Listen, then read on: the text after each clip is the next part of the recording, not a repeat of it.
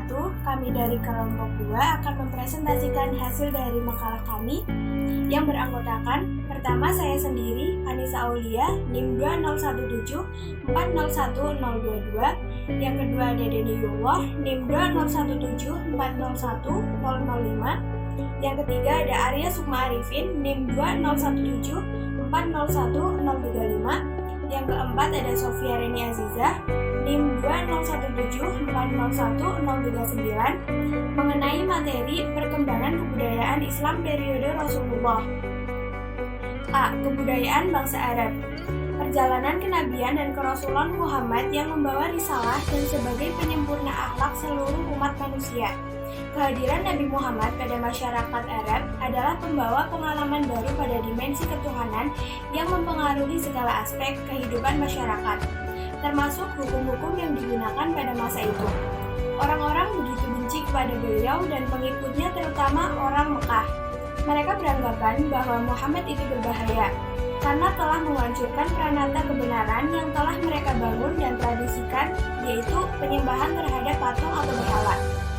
Kebencian orang Arab atau Mekah terhadap Nabi dan pengikutnya ditunjukkan dengan serangan-serangannya, baik fisik maupun non-fisik. Bangsa Arab selalu menghujamkan hinaan dan cacian kepada Nabi dan sahabatnya. Akan tetapi, dengan sifat-sifat kepemimpinan Nabi Muhammad yang begitu baik, akhirnya berhasil dalam memenangkan kepercayaan bangsa Arab dengan waktu yang relatif singkat. Kemampuannya dalam memodifikasi jalan hidup orang-orang Arab yang sebelumnya jahiliyah ke jalan orang-orang yang bermoral Islam, Nabi Muhammad SAW telah membawa bangsa Arab yang semula terbelakang, bodoh, tidak beradab dan tidak terkenal, dan diabaikan oleh bangsa lain menjadi bangsa yang maju. Dia dengan cepat bergerak mengembangkan dunia, membina suatu kebudayaan dan peradaban yang sangat penting artinya dalam sejarah manusia hingga sekarang. B. Kebudayaan periode Mekah. Sebelum Nabi Muhammad SAW memulai tugasnya sebagai Rasul, yaitu melaksanakan dakwah terhadap umatnya, Allah telah mendidik dan mempersiapkannya untuk melaksanakan tugas tersebut secara sempurna, melalui pengalaman, pengenalan, serta perannya dalam kehidupan masyarakat dan lingkungannya. Fanatisme bangsa Quraisy terhadap agama nenek moyang adalah tantangan beliau dalam berdakwah. Namun, Muhammad SAW berusaha mengadakan menyesuaikan diri terhadap masyarakat lingkungannya, tetapi tidak larut ke dalam kondisi dan keadaan lingkungannya dengan berdasar potensi fitrah luar biasa beliau yang dimiliki. Selain itu, di antara tradisi yang terdapat dalam masyarakat yang merupakan warisan Ibrahim adalah tradisi berkhalwat dan mendekatkan diri kepada Tuhan. Muhammad SAW juga sering melakukan khalwat untuk mendapatkan petunjuk dan kebenaran dari Tuhan. Di Gua Hiro, di sanalah beliau mendapatkan petunjuk dan kebenaran yang berasal dari Allah Subhanahu wa Ta'ala yang disampaikan malaikat Jibril, yaitu Quran Surat Al-Alaq ayat 1-5 yang artinya, bacalah dengan menyebut nama Tuhanmu yang menciptakan. Dia telah menciptakan manusia dari segumpal darah. Bacalah, dan Tuhanmu lah yang maha pemurah, yang mengajar manusia dengan perantara kalam. Dia mengajar kepada manusia apa yang tidak diketahuinya. Al-Alaq 1-5.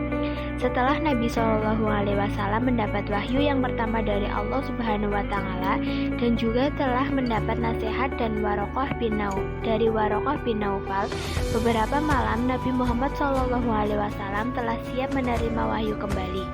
Tetapi wahyu tersebut tidak kunjung datang.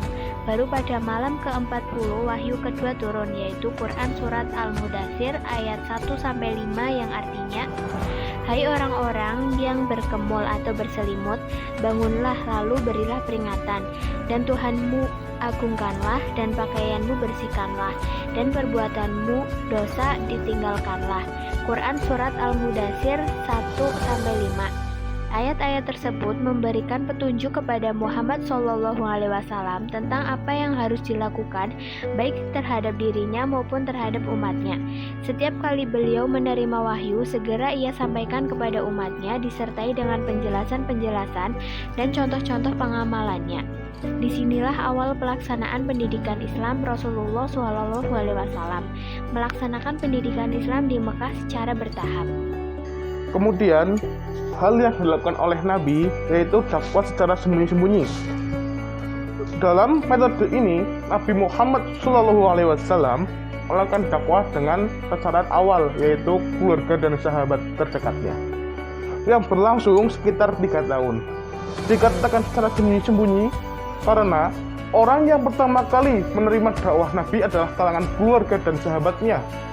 Seorang demi seorang diajak agar mau meninggalkan agama musyrik, agama berhala, dan dibimbing untuk menyembah hanya kepada Allah SWT. Usaha yang dilakukan oleh Nabi ini berhasil. Orang-orang yang mula-mula beriman yaitu adalah istri Nabi beliau, yaitu Khadijah. Kemudian kalangan pemuda, ada Ali bin Abi Thalib, ada Zaid bin Harith. Kemudian adalah dari kalangan budak, yaitu Bilal. Yang keempat adalah orang tua atau tokoh masyarakat, Abu Bakar As-Siddiq. Setelah Abu Bakar As-Siddiq masuk Islam, banyak orang-orang yang mengikutinya untuk masuk Islam. Orang-orang ini terkenal dengan julukan As-Sabiqul Awal, orang-orang yang terlebih dahulu masuk Islam, seperti Utsman, Zubair, Fatimah, Arqam bin Abdul Arqam, dan lain sebagainya.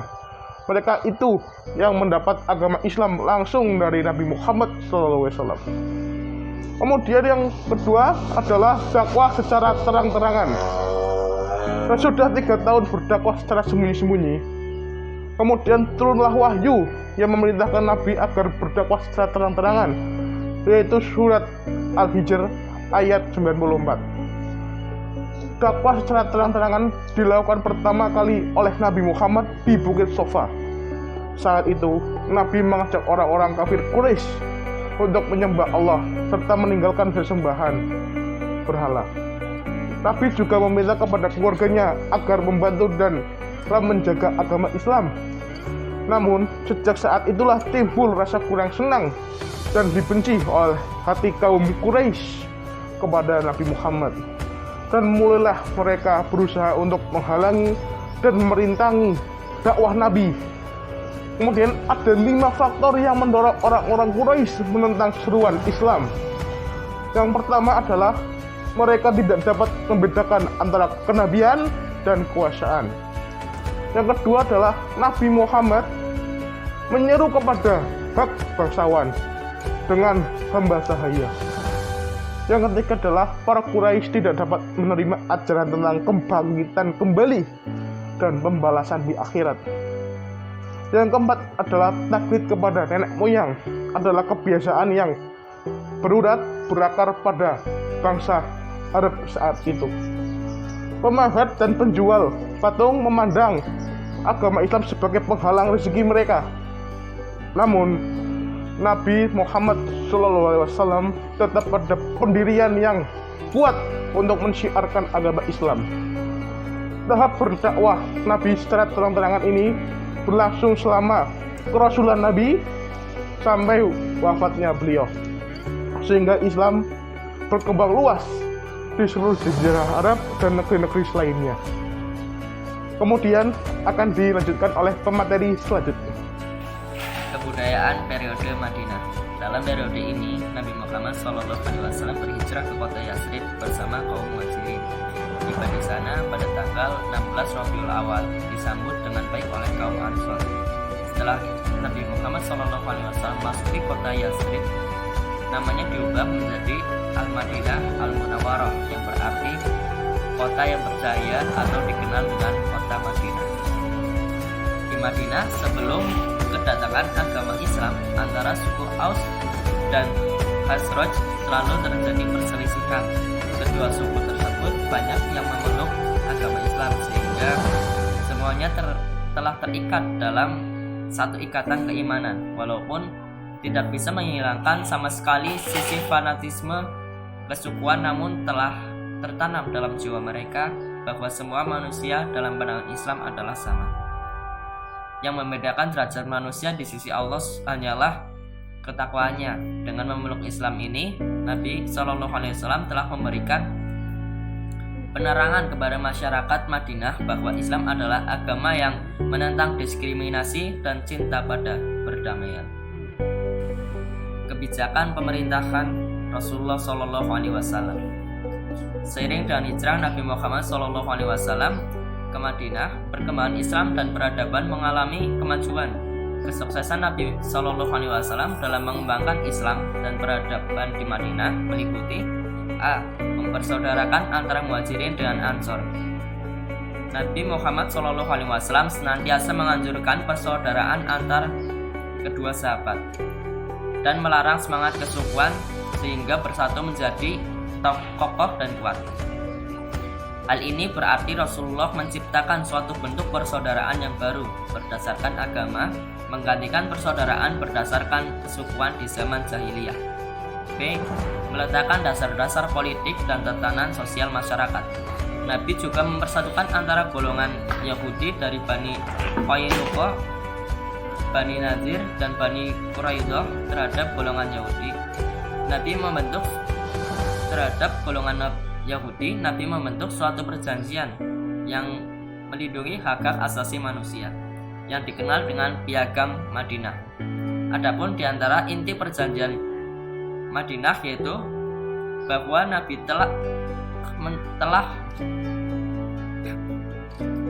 Adapun inti dari perjanjian Madinah yaitu bahwa Nabi telah membentuk negara Islam di Madinah dan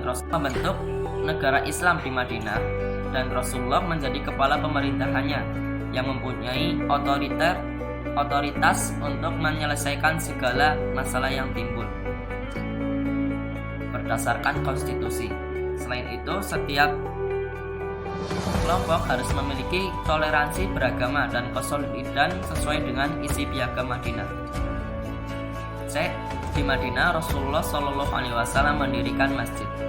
Tanah tempat penjemuran kurma milik Sahal dan Suhail bin Amr, dua orang anak yatim yang semula bermaksud menghibahkan, dibeli oleh Rasulullah Shallallahu Alaihi Wasallam untuk dibangun masjid. Tujuan membangun masjid adalah sebagai tempat ibadah, belajar, pertemuan, memecahkan masalah-masalah yang berhubungan dengan masyarakat, dan membicarakan strategi dakwahnya. D. Menciptakan kesejahteraan umum. Nabi Muhammad SAW selalu menganjurkan kepada pengikutnya bekerja dengan tekun untuk meningkatkan taraf hidupnya yang lebih sejahtera. Di bidang sosial, Nabi Muhammad SAW mewajibkan orang kaya agar mengeluarkan zakat untuk diberikan kepada fakir miskin, agar kaum muslimin saling menolong dan membantu. E. Mengembangkan pendidikan dan dakwah. Dalam penyampaian ajarannya, Nabi Muhammad SAW lebih pada pemberian contoh dengan tingkah laku dan perbuatannya sehari-hari. Faktor kesuksesan Nabi Muhammad SAW dalam berdakwah periode Mekah dan Madinah. A. Faktor internal. Yang pertama, dalam mengembangkan tugas kerasulannya senantiasa mendapat bimbingan dari Allah Subhanahu wa Ta'ala. Yang kedua, kepribadian Nabi Muhammad SAW dalam mengembangkan ajaran Islam. Yang ketiga, kepemimpinan Nabi Muhammad SAW. Yang keempat, ketinggian akhlak dan kepribadian Nabi Muhammad SAW. Yang B. Faktor eksternal. 1. Nabi Muhammad SAW telah menyiapkan tenaga-tenaga dakwah yang kuat dan tangguh. 2. Kesungguhan para sahabat dalam memperjuangkan wahyu tersebut dan mereka membela mati-matian bila menghadapi bahaya. D. Tujuan dakwah Rasulullah SAW. 1. Membentuk kepribadian Islam. Terbentuknya pribadi-pribadi Islam yang kompeten, kredibel, terpercaya, dan berakhlak mulia merupakan fondasi awal dari tugas beliau sebagai Nabi utusan Allah. Kepribadian Islam ini disebut juga sebagai Sakinah Rabbaniyah atau Quran yang berjalan, karena ayat-ayat Al-Quran tersebut menjelma dalam kehidupan nyata, bukan hanya dalam bentuk doktrin dan nilai-nilai yang tertulis dihafalkan dan kemudian dijadikan sebagai zikir harian semata. Manusia Rabbani tersebut paling tidak memiliki 10 ciri utama, ialah salimul akidah atau akidahnya selamat, sahihul ibadah atau ibadahnya benar, matinul khuluq atau mulia akhlaknya, qariyul jim atau kuat dan sehat fisiknya, Mutasakful fikri atau memiliki wawasan yang luas. Jihadun li nafsi atau berjihad terhadap dirinya dan dari kejahatan hawa nafsu. Harizun al-waqtiha atau mampu menjaga dan mengolah waktu. Karyum ala kasbi atau mampu berdiri di atas kaki sendiri. Husnu li syu'unihi atau bagus urusannya. Dan anfa ulinas atau bermanfaat bagi orang lain. 2. Membentuk keluarga Islam. Keluarga Islam adalah keluarga yang anggotanya terdiri dari manusia-manusia robani. Keluarga ini dapat dibentuk dari hasil perkawinan antara pemuda dan pemudi rabani atau dari keluarga yang sudah ada untuk dibina secara terus-menerus dan berkesinambungan untuk terbentuknya keluarga yang sakinah, mawaddah warahmah. Keluarga sakinah adalah keluarga yang senang dan bahagia di tengah-tengah anggota keluarga. 3. Membentuk masyarakat Islam. Masyarakat Islam adalah masyarakat yang mencintai nilai-nilai Al-Quran dan Sunnah sehingga tegak di muka bumi. Mereka menjauhi kemusyrikan, menegakkan sholat, membayar zakat, puasa di bulan Ramadan, berhaji bagi orang yang mampu, dan masyarakat yang sibuk dengan kebajikan dan perbuatan baik yang diridhoi Allah. 4. Membentuk Khalifah Islamiyah. Khalifah memiliki dua makna, yaitu sebagai pemakmur bumi dan sebagai penguasa di muka bumi berdasarkan syariat Islam. Islam sebagai sistem akidah, syariah, dan akhlak tak akan tegak tanpa adanya kekuasaan atau seorang khalifah.